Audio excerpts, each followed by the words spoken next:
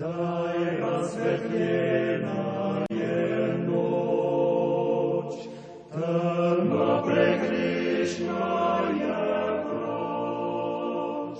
Srca Marije vsakomur sije, milost in Božja pomoč. Dragi bratje in sestre v Gospodu, ki prihaja, dovolite mi, da vam v prvi adventni nedelji iz srca voščim vse najboljše za novo bogoslužno leto, v katerega stopamo. Za nas kristjane je adventni čas najprej povabilo k pristnemu veselju nad Gospodovo zmago, nad grehom, smrtjo in minljivostjo, ker vemo, da On pride v svoji slavi in da bo prenovil ta naš ubogi, ranjeni svet. Mi verujemo v tistega, ki je premagal vse oblike zla in se je njegova svatba že začela. Veliko praznovanje v nebesih, ki ga mi že lahko okušamo vsakokrat pri Evharistiji, Jagnjetovi gostiji. Tako resnično že vstopamo v Božje kraljestvo, ki je po Jezusu že prodrlo med nas z vso močjo. Dokončno bo pa prevladalo ob njegovem drugem prihodu. Kakšna nezaslišana milost in privilegij, da smem biti deležen tega spoznanja in se veseliti v Gospodu, ki prihaja.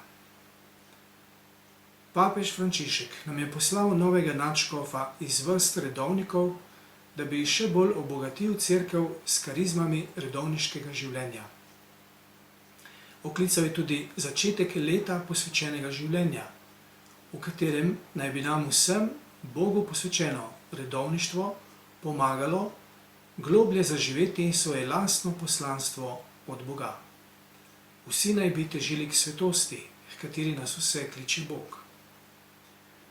Nenazadnje nam je ob vstopu v čudoviti adventni čas lahko v klic k prebujenju papeževa misel, ki jo je izrekel v svojem neposrednem govoru v Evropskem parlamentu.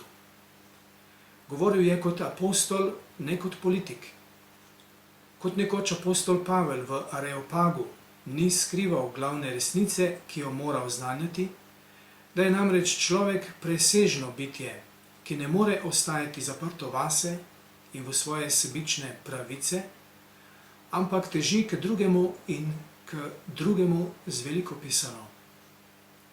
Evropa, ki izgublja poslednjega, pa ostaja babica, ki ne more več rojevati, in če taka ostane, vemo, kaj jo čaka. In ker je danes tudi nedelja Caritas, naj velja spodbuda k budnosti, o kateri govori Jezus, uresničena na čim bolj konkretne načine, tudi s povečano dobrodelnostjo do najbolj potrebnih bratov in sester. Naj z vsako svečo več, ki bo gorela na adventnem vencu, gori tudi več ljubezni do naših bližnjih. Angel veseli z nebes,